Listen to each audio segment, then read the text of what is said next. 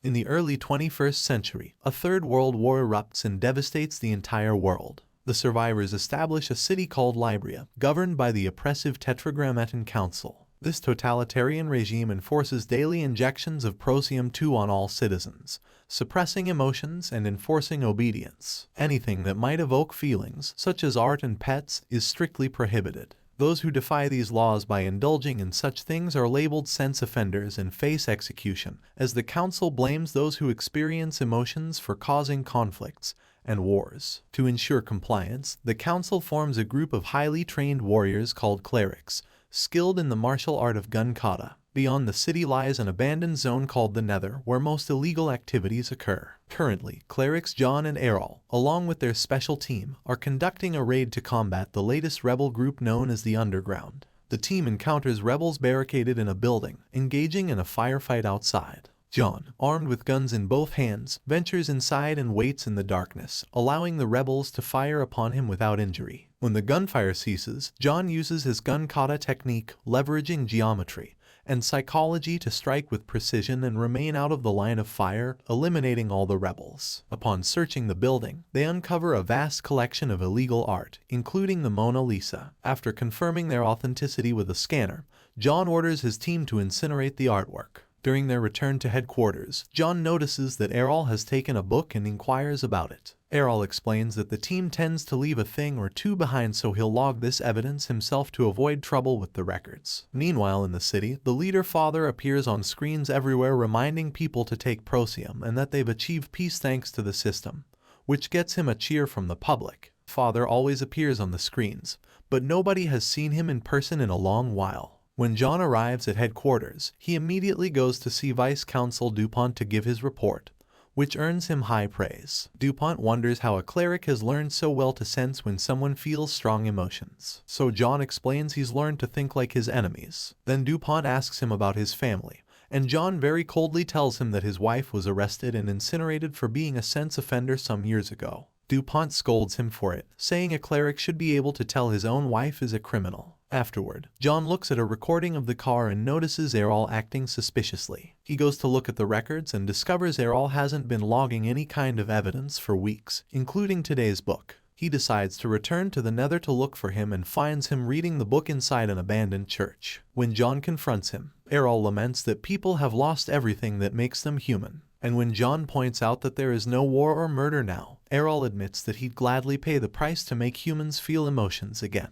Then Errol tries to reach for his gun, but John is faster and kills him first. Before leaving, he covers Errol's face with the book. Afterward, John meets Brant, who will replace Errol as his partner, and expresses his hopes to become as good as John. When John goes home, his son Robbie tells him that he saw a boy crying earlier, and wonders if he should inform the authorities. So John says he should. Although they're father and son, Robbie calls John by his name instead of Dad. Later in the evening, a sleeping John dreams of the day his wife was arrested. When the officers stormed into his house, John quickly disarmed two of them, but he stopped fighting as soon as they told him his wife was a sense offender. On her way out, his wife kissed him and asked him not to forget her while their two kids watched. The next morning, while getting ready, John accidentally drops his vial of Procyon on the floor and it breaks. When Robbie notices this, he reminds his father to stop by the Equilibrium Center to get a replacement. However, when John arrives at the center, he discovers that it's temporarily closed because of terrorist activity,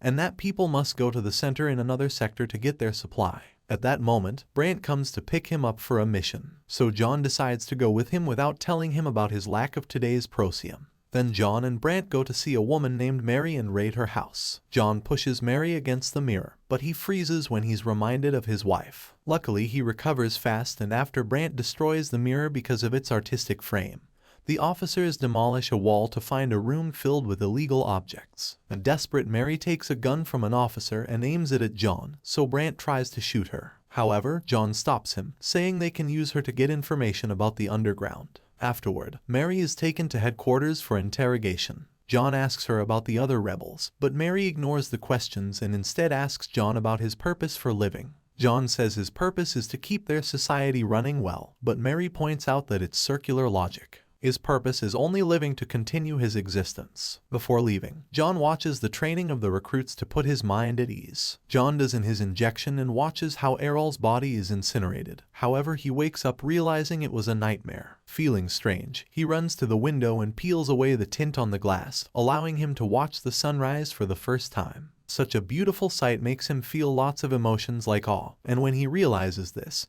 he rushes to the bathroom to grab the syringe gun. However, he can't bring himself to get the injection again.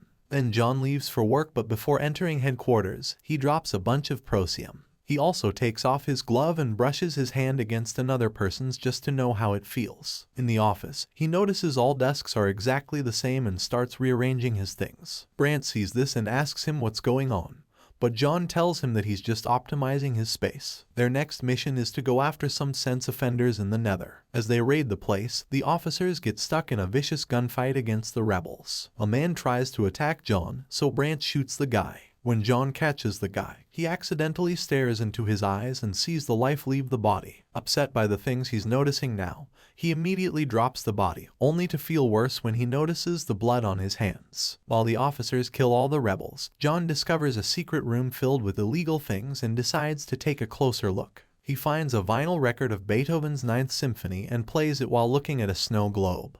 But as soon as he hears the music, he's so moved that he drops the globe and starts to cry. Afterward, the team burns down everything and Brant notices John is keeping a book. Remembering Errol, John just says he'll log it himself. Suddenly, an officer announces they've found some animals, which turn out to be puppies. None of them understand why someone would keep animals in the house and even wonder if the rebels ate them. Brant orders the officers to kill all the dogs and John tries to object, but he can't think of a good reason, so he has to second the order. As the team shoots every dog with no mercy, one of the puppies manages to escape and runs to John, who picks it up and is shocked to have his face licked. An officer tries to take it back to finish the job, but John takes it away, saying it should be tested for diseases. Sometime later, John has a meeting with DuPont and argues against the murder of rebels, pointing out that they should be arrested and interrogated instead as the law says. However, DuPont informs him that Father has released a mandate ordering officers to exterminate all rebels on sight. Afterward, John watches Mary for a while and decides to ask for the box with her belongings. Among other things, he finds a ribbon, and after smelling it, he decides to secretly keep it. In the evening, he goes to the Nether, unaware that Brant is following him. Once there, John tries to release the dog, but since it won't stop following him, he puts it back in the trunk. John even gives it his jacket and smiles at the little guy. At that moment, officers arrive at the area and surround him as they ask for an ID, which John left in his coat. They take the car keys from him and are about to open the trunk, only for an officer to recognize John and apologize for the trouble. Unfortunately, the puppy uses the moment to yelp, so the officers open the trunk, and as soon as they see the animal, they make John get down on his knees. However, John attacks the officers, using their own weapons to kill them. There are more men waiting in the vehicle, so John attacks them as well, using the same technique to steal their weapons and kill them all in seconds. Then he leaves with the puppy. The next morning, John decides to hide his vials of prosium behind the bathroom mirror before going to work. Today he'll be training with his sword, and Brant comes by to join him, starting a friendly fight. Their skills are almost on the same level, and as they continue to exchange blows, Brant keeps on taunting John, saying he knows John can't stop thinking about the mysterious murders in the Nether. He says he's glad those officers are dead because now the council will order an acceleration on the defeat of rebels. The fight ends in a tie, and then the duo leaves to raid a new sector in the Nether. While the team searches the area and engages in another gunfight, John comes across a bunch of rebels but tells them to leave. The rebels fear that John will shoot them in the back, so he has to lead them down a corridor to find a place to hide. Soon they begin encountering officers, but John fights them all without hesitation, giving the rebels a chance to escape. After a fierce fight during which he kills all the officers, John goes looking for the rebels, only to discover they've been caught. Then he asks him to shoot them all, even giving John his own weapon to do it. John takes it, and after some hesitation, he gives the gun back to Brant, saying it will be better for him to hold on to his own weapon. Then Brant orders the officers to kill all the rebels, so John leaves the room to be able to keep up a cold face. Sometime later, John visits DuPont to tell him that he's ready to become Father's instrument against the resistance. So DuPont gives him the mission to destroy the underground. Then John goes to the morgue to apologize to Errol's body for doubting him.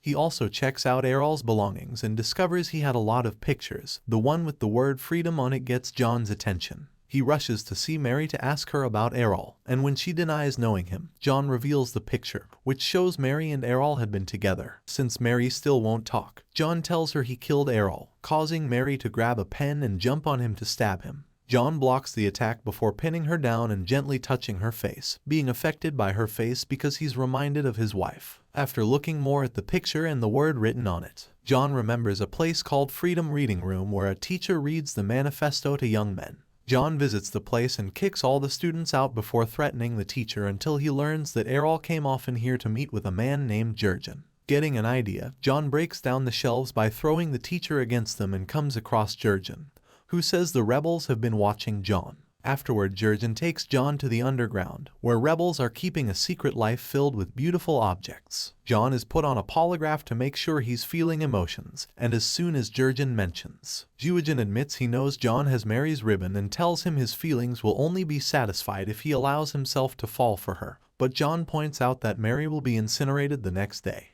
Then John wonders what he can do for the resistance, so Jurgen asks him to kill Father. As soon as John leaves the underground, he's surrounded by guards and taken to DuPont, who says he heard rumors of a cleric who stopped taking Procyon. Then he asks John what he's been doing lately, to which John answers he's been attempting to contact the rebels and promises to double his efforts. Later, when he gets home, John leaves another vial inside the mirror and watches his children sleep. Curious, he grabs his son's syringe box, only for Robbie to wake up and ask him what he's doing. John explains that he's only making sure that Robbie has been taking his daily dose. Then Robbie goes back to sleep, but he shocks John by calling him Dad. The next day, John goes to see Mary and she finally realizes he hasn't been taking his injections. She can tell that John is feeling lost and confused, so she touches his hand to offer some comfort. Afterward, John meets with Jurgen to explain that killing Father is impossible because nobody has been allowed to see him in years. However, Jurgen says that John is trained for this and promises that if John gets Father, the rebels will be ready to destroy all the Procyon labs around the city. Once everyone is feeling again,